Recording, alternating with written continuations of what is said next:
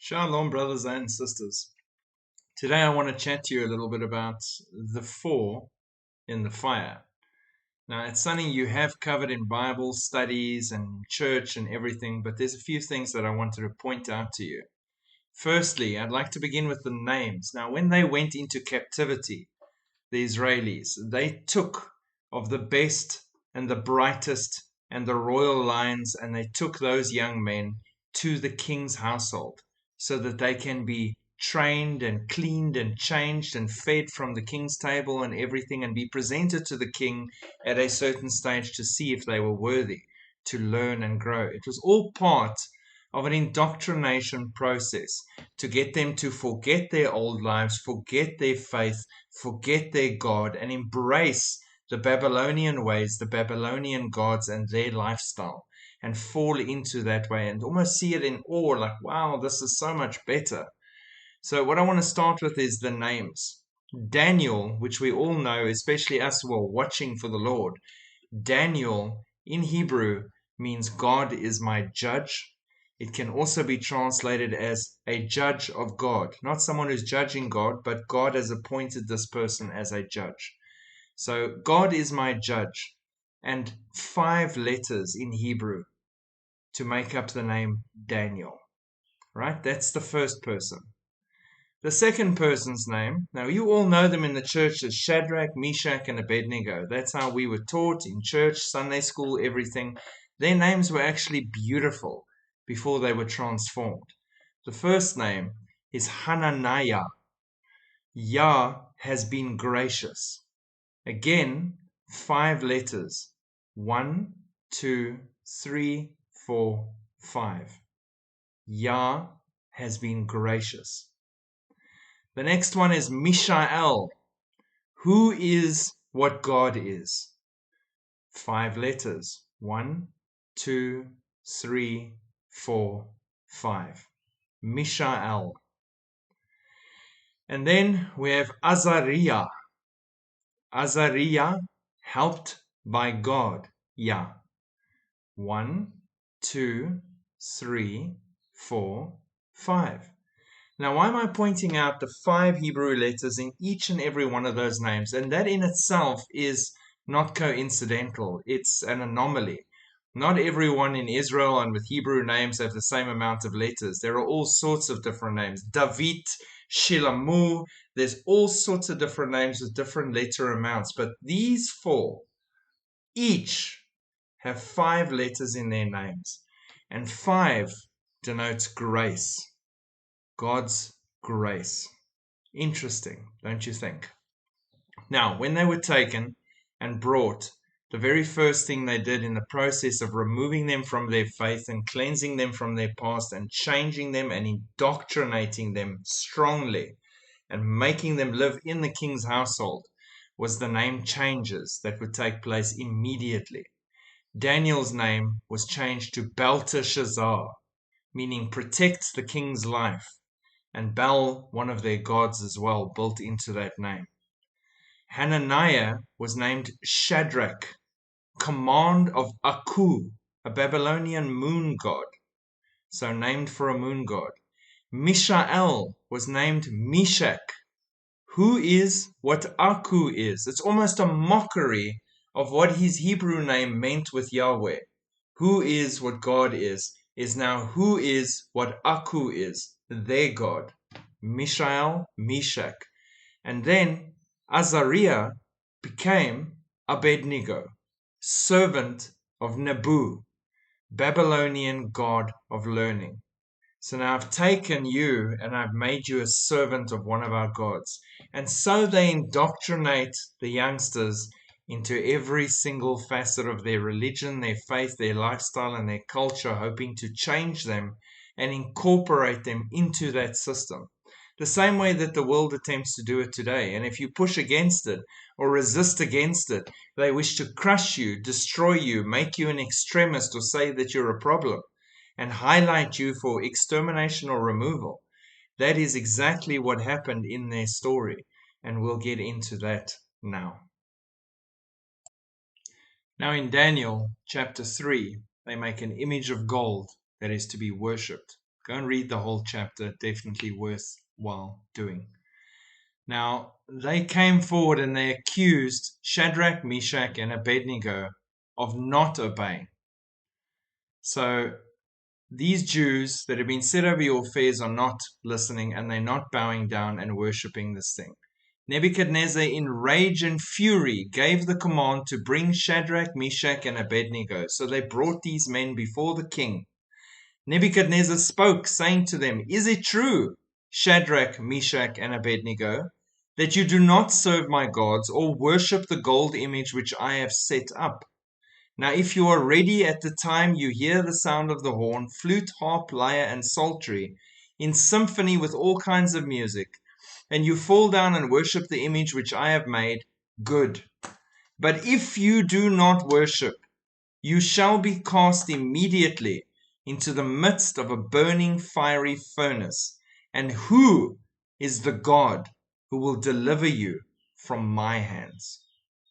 Shadrach, Meshach, and Abednego answered and said to the king, "O Nebuchadnezzar, we have no need to answer you in this matter. If that is the case, our God, whom we serve, is able to deliver us from the burning fiery furnace, and he will deliver us from your hand, O king." Now here's the interesting bit. "But if not, let it be known to you, O king, that we do not serve your gods, nor will we worship the gold image which you have set up." You see, the thing that people neglect to tell you in this story, this historical event, is that they didn't test God. They didn't say, "Oh no, we're believers. God will definitely come through and save us." They were saying, yes, he is able to save us and deliver us from your hand, but even if not, we will not worship your gods or bow down to your images. We still serve the Lord. "Though he slay me, yet shall I serve the Lord." Job, same attitude. God is able to do anything.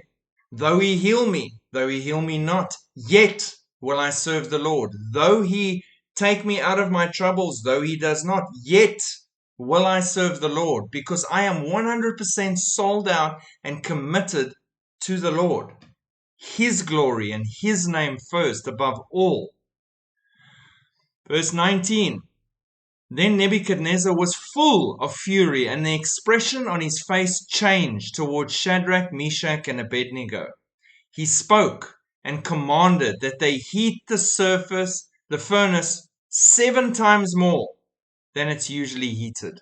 7 times.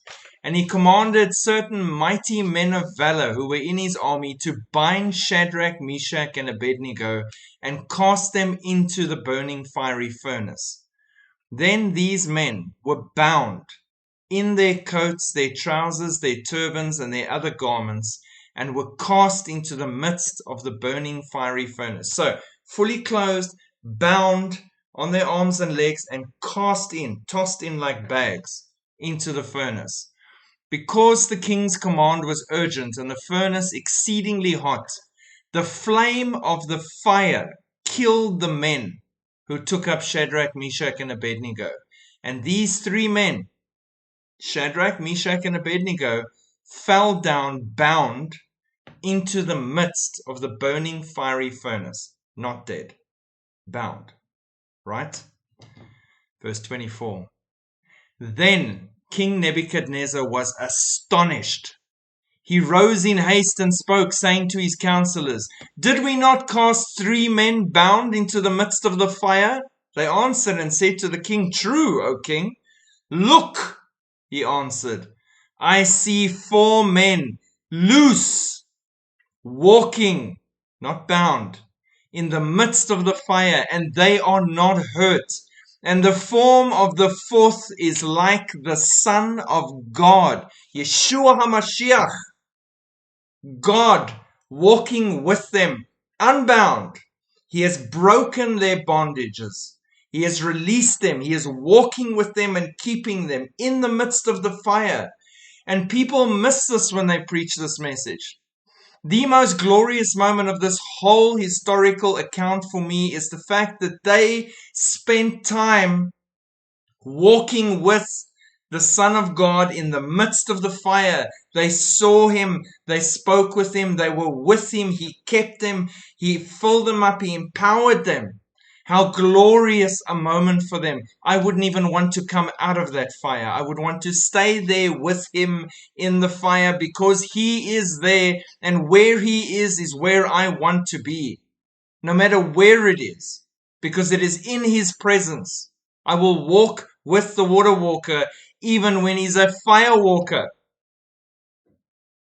Then Nebuchadnezzar went near the mouth of the burning fiery furnace and spoke, saying, Shadrach, Meshach, Abednego, servants of the Most High God, come out and come here.